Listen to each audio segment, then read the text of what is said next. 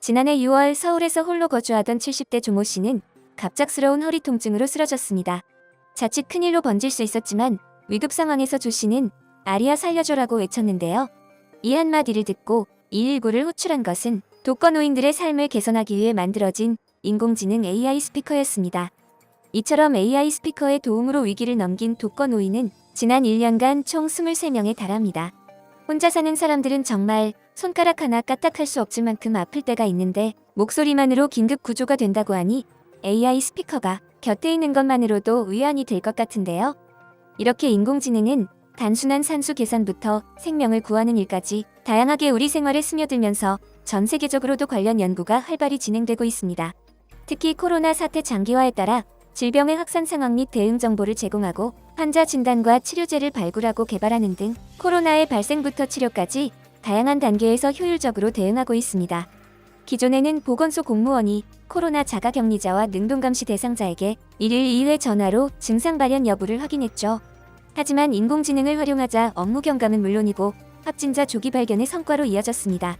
인공지능이 자동 전화로 증상 여부를 체크한 후 답변을 웹사이트에 업로드해 방역 인력 업무를 경감했고 확진자를 조기에 발견할 수도 있었는데요. 코로나 위기는 모두에게 힘든 일이지만 오히려 한국의 인공지능 잠재력을 확인하는 계기가 됐고 위기 극복을 이끄는 핵심 동력으로 자리매김했다고 국내외의 평가를 받고 있습니다. 해외에서도 코로나 종식 이후 필요한 건강과 경제 문제 해결을 위해 연구를 계속하고 있는데요. 지난 7일 미국 외교 전문 매체 디플로맷에서는 코로나19 한국의 인공지능 개발 원동력이 되다라는 제목의 기사에서 한국이 코로나 대응에 인공지능을 적극 활용하고 있으며 이후 회복과 경쟁력을 쌓기 위한 한국 인공지능의 성과와 비전을 자세히 다뤘습니다. 글을 쓴 트로이 스탠거로는 미국 워싱턴 한미경제연구소의 선임국장으로 경제와 외교 정책 분야 전문가로서 오랫동안 한국을 깊이 연구하고 있습니다. 스탠거론 선임국장은 불과 한 해 전 AI 스피커로 생활 속에서 작동하기 시작한 인공지능 시스템을 단시간에 발전시켜 코로나에 대응하는 한국의 모습에 깊은 감명을 받았다고 전했습니다. 또한 전 세계 대부분의 경기 부양책이 코로나 불황에서 살아남는 데 초점을 맞추고 있는 반면 한국의 뉴딜 정책은 경쟁 분야에서 최고가 되기 위한 장기적인 투자라고 말했습니다. 신종 코로나 바이러스는 전 세계가 지난 1세기 동안 직면한 것 중 가장 큰 공공보건 및 경제 위협이었습니다. 6,500만 명 이상 코로나에 감염됐고 150만 명 이상 사망했습니다. 이로 인해 대공황 이후 전 세계 최악의 GDP 감소를 가져올 것으로 예상됩니다. 새로운 공중보건 및 경제 위기에 직면한 한국은 2015년 메르스에 대처한 경험으로부터 얻은 교훈을 이용했고 코로나 대응에 인공지능을 통합시켰습니다. 1월 초 코로나 바이러스는 대체로 중국에 국한됐습니다. 중국 이외 지역에서는 1월 13일 태국에서 최초로 코로나 환자가 보고됐습니다. 전염 확산과 함께 한국의 CJ는 인공지능을 이용한 코로나 검사 키트를 개발하기로 결정했습니다. CJ는 AI를 이용함으로써 개발 시간을 몇 달에서 3주로 줄였고 한국에서 첫 감염이 보고된 지 단 몇 주 만에 신뢰할 수 있는 검사 키트를 제공할 수 있었습니다. 그 후 한국 회사들은 팬데믹 동안 AI를 써서 코로나 치료법을 찾고 진단을 향상시키고 자가격리 중인 사람들을 모니터링했습니다. 한국의 바이오 회사 테라젠 이텍스 신테카 바이오는 코로나19의 유망한 치료법을 찾는 데 AI를 이용했고 의료 솔루션 회사 루닛은 코로나19 진단을 돕기 위해 폐진단 보조 AI 솔루션을 개발해 95% 이상의 정확도로 환자를 선별할 수 있습니다. 다른 회사들은 진단이나 다중이용 시설에 감염 위험을 결정하는 데 도움이 되도록 유사한 AI 기술을 개발했습니다. SK텔레콤은 노인 보호를 위해 만든 AI 시스템 누구를 개인이 자가격리 중일 때 원거리 모니터링이 가능하도록 변경시켰습니다. 누구 케어콜이라는 이 시스템은 독거노인들을 모니터링해서 의료 전문가의 방문이 필요한지 확인하고 기억력과 인지 기능을 테스트하는 퀴즈 문제를 낼 수도 있습니다.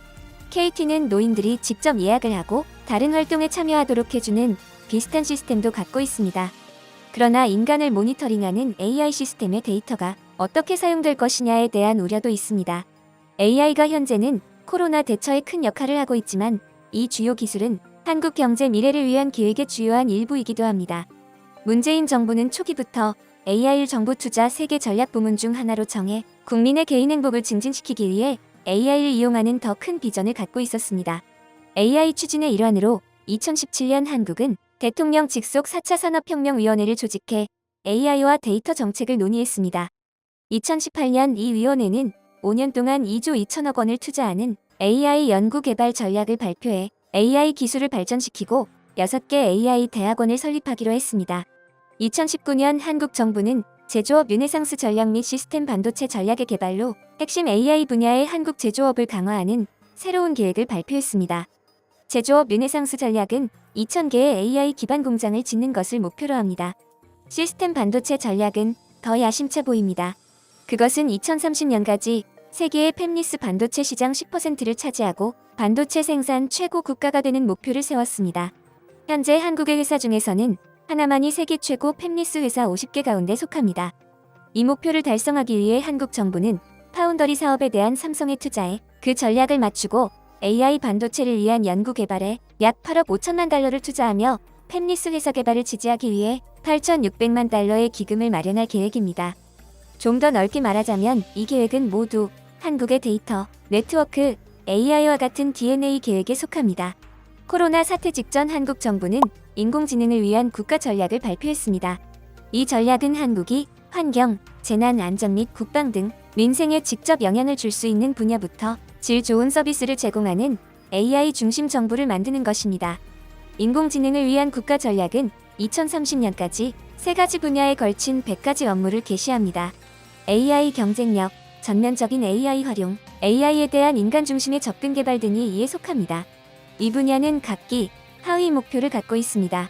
경쟁 분야에서 한국은 디지털 경쟁력을 세계 3위로 높이고 AI 경쟁력 95%를 성취하고자 하고 있습니다.